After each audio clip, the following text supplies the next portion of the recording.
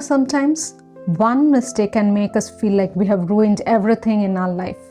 Peter must have felt that way after denying Jesus 3 times. But his story didn't end with failure, and yours doesn't have to either. In the New Testament, Peter loved Jesus. He said he would never deny him. But when Jesus was arrested, fear took over. 3 times Peter denied knowing him.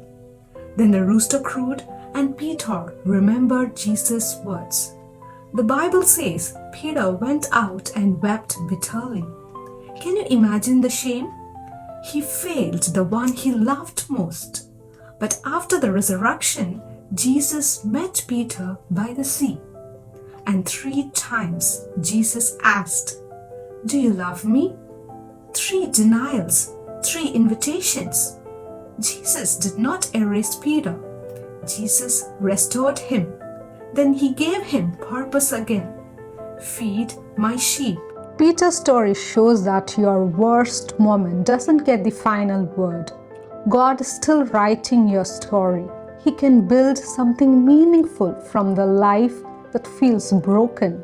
If anything that you're carrying from the past that makes you feel unworthy, I want to pray for you today. Lord, I pray for the person carrying shame.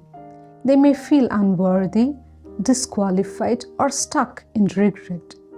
Show them that their past does not determine who they are in your presence today.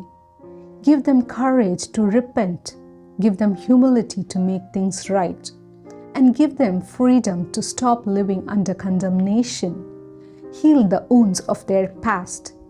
Quiet the memories that keep accusing them. Help them learn from the past without living in it. Help them receive the blessing of the present. Let their past become a testimony of your mercy, not a prison of their soul.